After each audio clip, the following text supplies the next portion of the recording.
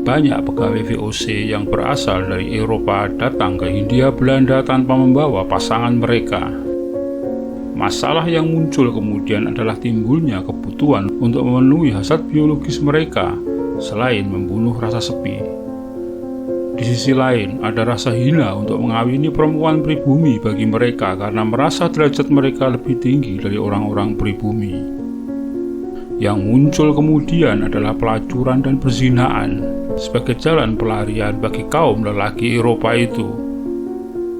Hal ini adalah masalah besar yang menjadi perhatian para pejabat VOC di Batavia, karena selain merusak moral, perzinaan dan pelacuran membawa penyakit kelamin yang berbahaya.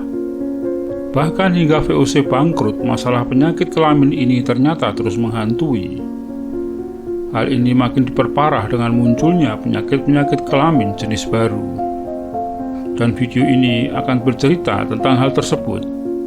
Namun sebelum dilanjutkan, mohon bantuannya untuk mengklik tombol subscribe di bawah ini, guna bersama-sama membangun channel ini dan agar Anda tidak ketinggalan update terbaru dari channel ini.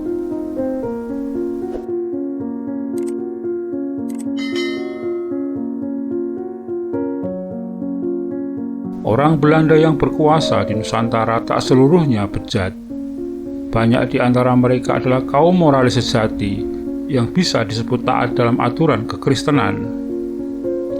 Sebagai contoh, Gubernur Jenderal Jan Pietersen Koen sampai rela menghukum mati anak angkatnya sendiri, Sarah Speck, karena ketahuan berzina. Kaum kaya dari kalangan pedagang-pedagang VOC banyak yang berusaha menjaga moralitas masyarakat guna menunjukkan wibawa dan etika kaum kelas atas yang beradab.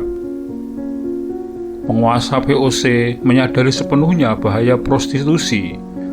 Apalagi para pelacur Jepang, Tionghoa dan lainnya marak menyebar di jalan-jalan Batavia. Karenanya, VOC kemudian merilis aturan bahwa semua keluarga Kristen dilarang memperkerjakan perempuan pribumi sebagai pembantu rumah tangga dan juga melarang setiap orang mengundang atau mengajak perempuan Kristen baik-baik untuk berzina. Sebagai bentuk perwujudan nyata rilis tersebut, di tahun 1650, Antonio van Diemen mendirikan Vrouwenstothuis atau panti perbaikan perempuan untuk merehabilitasi perempuan yang bekerja sebagai pelacur yang melayani orang-orang Eropa. Di tahun 1766, VOC melarang sepenuhnya para pelacur memasuki area pelabuhan. Sayangnya, VOC yang moralis soal wanita itu justru kemudian bangkrut oleh perilaku korupsi pegawainya sendiri dan terpaksa menyerahkan seluruh asetnya termasuk tanah jajahan ke pemerintah Belanda. Dan semua kebijakan termasuk kebijakan soal perzinaan, pelacuran, dan penyakit kelamin beralih menjadi masalah kerajaan Belanda. Di bawah pemerintahan Gubernur Jenderal Belanda, semua rumah burdil diawasi oleh polisi dan dinas kesehatan. Para pelacur yang terjangkit penyakit kelamin diwajibkan berobat ke dinas kesehatan. Maraknya penyakit kelamin membuat para pria Belanda memilih alternatif lain selain prostitusi. Salah satunya adalah dengan mengambil seorang perempuan pribumi untuk dijadikan nyai. Perempuan yang tugasnya mengurus rumah tangga di siang hari dan melepas birahi ketika malam tiba. Di tahun 1890, diperkirakan separuh dari laki-laki Belanda hidup bersama nyai. Perempuan ini kebanyakan tak dinikahi, bahkan biasanya dibuang dan diusir jika si laki-laki Belanda itu sudah dapat perempuan Belanda atau Eropa sebagai istri yang sah. Namun pelacuran dan perzinaan tak hanya menjadi masalah bagi orang-orang kaya dan pejabat Belanda, namun juga para serdadu-serdadu mereka. Para serdadu rendahan yang tak mampu memelihara nyai atau enggan mempunyai istri menjadi pelanggan utama tempat-tempat pelacuran. Rumah-rumah bordil liar tanpa izin tumbuh subur di sekitar Tangsi, memenuhi hasrat kebutuhan para serdadu KNIL itu. Kehidupan seksual para serdadu KNIL ini sangat menjijikkan. Di dalam Tangsi, mereka sering membawa perempuan, entah pelacur, istri serdadu pribumi, gundik, atau nyai para serdadu-serdadu Eropa. Seringkali perempuan-perempuan itu jadi sumber masalah yang tak jauh dari kelamin dan kecemburuan. aktivitas seksual para serdadu itu nyaris tanpa mengindahkan nilai-nilai kesopanan dengan melakukan hubungan seksual dalam tangsi yang penuh sesak itu. Berganti-ganti atau bahkan bertukar pasangan di dalam tangsi bukan hal yang aneh.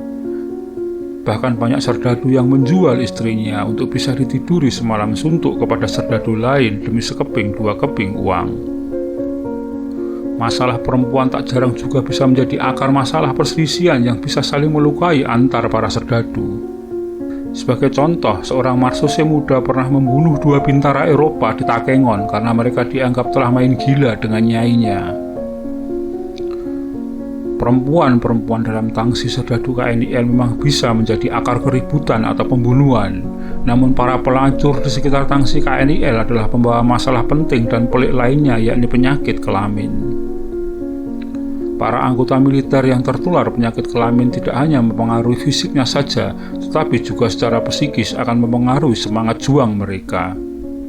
Menurut laporan, di tahun 1895, penderita penyakit sifilis yang mematikan sebanyak 787 orang, sedangkan penyakit menular kelamin lainnya 9.572 orang.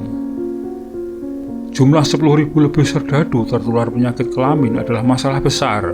Bahkan jumlah itu terus meningkat dari tahun ke tahun. Dengan derita penyakit kelamin, ditakutkan para serdadu itu tak bisa bertempur untuk menumpas para pemberontak pribumi. Apalagi saat itu perang Aceh masih berlangsung. Dan lagi pula, penyakit kelamin pun bisa menimbulkan rasa putus asa. Beberapa serdadu penderita penyakit kelamin diketahui kemudian depresi dan bunuh diri. Perzinahan dan pelacuran membuat pemerintah kolonial Belanda benar-benar kalang kabut, menguras anggaran mereka dan membuat penaklukan-penaklukan daerah serta perluasan wilayah menjadi semakin berlarut-larut. Demikian sekilas kisah tentang perzinahan dan pelacuran di zaman kolonial. Terima kasih Anda telah menyaksikan video ini hingga selesai. Semoga bermanfaat. Dan sekali lagi, jika Anda berkenan silakan klik like, komen, subscribe, dan share untuk teman-teman Anda.